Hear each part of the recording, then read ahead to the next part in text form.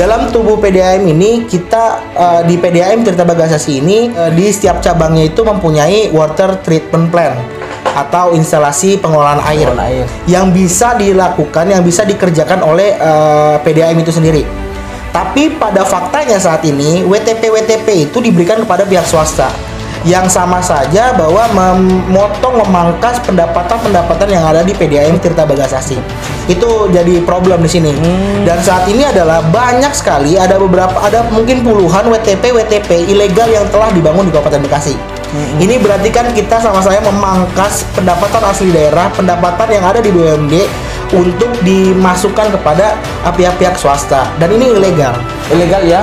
Itu tidak ada beberapa berkas administrasi yang tidak diselesaikan oleh teman-teman dari pihak swasta tersebut.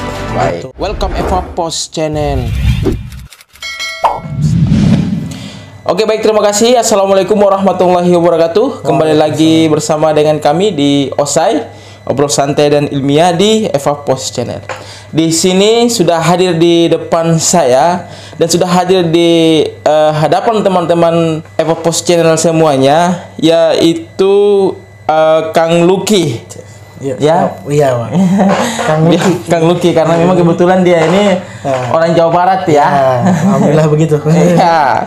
Nah, di sini kita akan mengobrol terkait dengan persoalan KKN ya, yang terjadi di Negara Kesatuan Republik Indonesia ya, khususnya di Kabupaten Bekasi ya. Nah, Kang Lucky. Nah, ini dari hasil pantauan Eva Post Channel, Kang Lucky Mahendra atau yang sering disapa dengan sebutan itu Lucky. Ya, betul. Lucky. Betul. Nah, beliau ini adalah mantan ketum HMI MPO cabang Jakarta ya. Betul. Ya. Yang saat ini menjabat sebagai Ketua Umum Pengurus Wilayah Lembaga Sosial Pemuda Nusantara Jawa Barat. Ya. Nah, saat ini pula Kang Lucky konsen membongkar kasus korupsi di Kabupaten Bekasi. Kurang lebih begitu ya? Betul ya? Ada beberapa kasus yang kita sedang tangani di Kabupaten Bekasi. Oh, di Kabupaten Bekasi ya. Baik. Kang Lucky. Nah, kita harus sepakat bahwa korupsi dan nepotisme atau KKN ya, yang biasa disebut itu ya, adalah kejahatan kemanusiaan dan pengkhianatan terhadap bangsa dan negara. Sepakat ya? Ya, sepakat betul, karena kita lihat dari rencana yang dibangunnya negara ini bahwa negara yang bebas dari korupsi, kolusi dan nepotisme itu adalah nuansa atau hasil dari apa yang telah terjadi di zaman 98 dan sekarang bergulir sampai saat ini.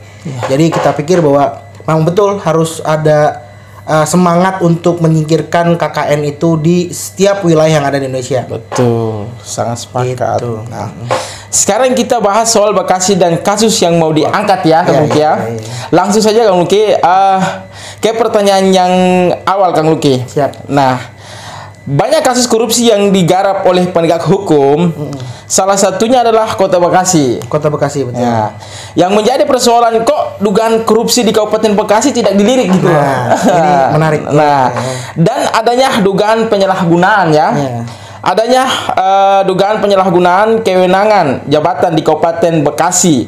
Bagaimana tanggapan? Ya, betul. Ini menarik banget nih, karena beberapa waktu lalu juga wali kota di Kabupaten Bekasi ini sedang terdapat operasi tangkap tangan oleh KPK, OTT KPK waktu beberapa minggu yang lalu.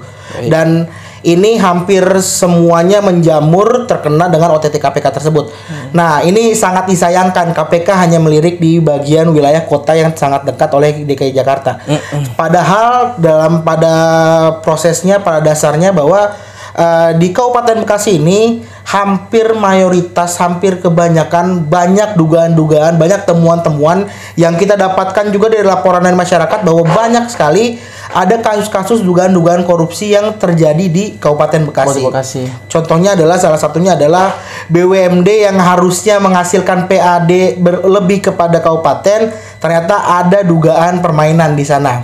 Salah satunya adalah PDAM Tirta Bagasasi. Itu juga jadi isu publik bahwa sebenarnya teman-teman dan masyarakat yang ada di Kabupaten Bekasi sudah merasakan betul ada terjadi masalah di dalam tubuh PDAM Tirta Bagasasi. Karena apa? Banyak, nanti kita mungkin bisa ngobrol-ngobrol, kita juga sudah menelisik beberapa banyak bahwa ada temuan-temuan di situ.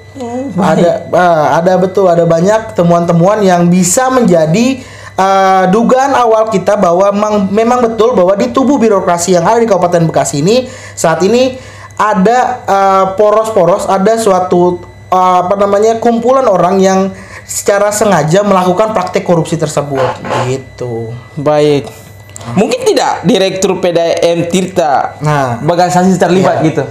Oke. Sebelum kita masuk ke terlibat atau tidak, jadi kita coba ngobrol dulu. Jadi dalam tubuh PDAM ini kita di PDAM Tirta Bagasasi ini di setiap cabangnya itu mempunyai water treatment plan atau instalasi pengelolaan air yang bisa dilakukan, yang bisa dikerjakan oleh PDAM itu sendiri. Tapi pada faktanya saat ini WTP itu diberikan kepada pihak swasta yang sama saja bahwa memangkas pendapatan yang ada di PDAM Tirta Bagasasi. Itu jadi problem di sini. Dan saat ini adalah banyak sekali, ada mungkin puluhan WTP ilegal yang telah dibangun di Kabupaten Bekasi. Ini berarti kan kita sama-sama memangkas pendapatan asli daerah, pendapatan yang ada di BUMD untuk dimasukkan kepada pihak-pihak swasta, dan ini ilegal. Ilegal ya? Ya, itu tidak ada beberapa berkas administrasi yang tidak diselesaikan oleh teman-teman dari pihak swasta tersebut. Baik. Gitu. Nah, persoalan ini kan berada di wilayah Kang Ridwan Kamil ya, selaku Gubernur Jawa Barat ya. Betul. Nah, apa yang ingin disampaikan kepada Gubernur Jawa Barat? Ya, dalam prosesnya sebenarnya juga kita untuk masalah dugaan-dugaan ini kita juga sudah beberapa melaporkan ke beberapa tempat. Yang pertama adalah Kejaksaan Negeri dan juga Kejaksaan Tinggi Jawa Barat. Nah, pada proses ini juga kita sebenarnya juga pengen untuk coba Gubernur Ridwan Kamil coba membuka mata kembali di wilayah yang jarang terjamah oleh provinsi, yaitu di Kabupaten Bekasi.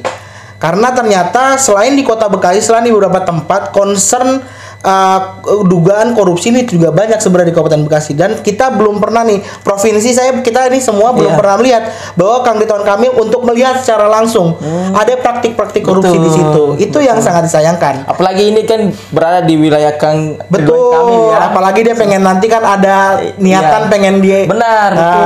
Itulah. Jadi bagaimana kita bisa Kang Ridwan Kamil bisa menyampaikan aspirasi-aspirasi yang kita bawa ke wilayah provinsi untuk bisa menyalurkan aspirasi kita nih. Oh, ada kejadian, ada trouble di situ, dan paling enggak Kang Ridwan Kamil bisa meng-cross check secara langsung. Ada apa sebenarnya di Kabupaten Bekasi begitu. Sangat betul. Apalagi kan kemarin kan saya kan baru dari Jawa Barat ya, Bandung ya. Jalan-jalan. Iya, jalan-jalan kemarin. Nah, di sepanjang jalan itu kita lihat itu ada poster-poster mau menuju 2024 gitu untuk menjadi presidennya. Apalagi kan kita lihat kan di Kabupaten Bekasi sendiri ada persoalan-persoalan korupsi banyak sekali ya. Nah, kan sebelum untuk menuju pada 2024 ini kalau menurut saya itu kan harus kan ada pembersihan gitu loh. Iya, betul. Apalagi ini kan wilayah dia Bekasi, itu kan Jawa Barat. Iya, gitu. Betul. Betul. Kalau kita melihat berkaca pada proses yang telah terjadi saat ini gitu. Kang Ridwan Kamil pasti pada 2024 pasti akan mencari citra positif kepada masyarakat yang ada di wilayahnya, di wilayah Jawa Barat pasti khususnya. Tapi bagaimana citra positif tersebut bisa tersampaikan bisa terlihat oleh Kang Ridwan Kamil jika ada wilayahnya yang masih banyak terjadi proses korupsi dan banyak aduan dari masyarakat yang tidak dijamah oleh Kang Ridwan Kamil. Ini kan jadi menghilangkan respect masyarakat, menghilangkan kepercayaan masyarakat bahwa Kang Ridwan Kamil bisa cocok menjadi presiden. Betul. Gimana caranya bisa ngelihat dia bisa jadi presiden toh di wilayahnya juga belum selesaikan kan begitu. Betul. Jadi kan sayang kalau misalkan dia pengen ngomongin ke presiden tapi di wilayahnya sendiri selama masa jabatannya belum diselesaikan. Itu problem.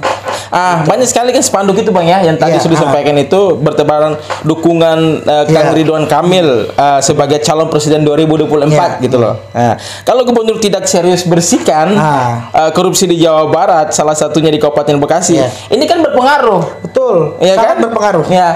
terus apa tanggapannya? Ya, karena pengaruh tersebut bahwa elektabilitas dia akan dipertanggungjawabkan di sini. Iya, betul. Sebagai gubernur, sebagai orang tertinggi di wilayah Provinsi Jawa Barat, sangat disayangkan bahwa dia coba menutup mata di wilayah kabupaten. Betul. Padahal kalau misalkan dia ingin mencapai ke tingkat yang lebih tinggi, paling nggak bisa menyelesaikan di wilayahnya.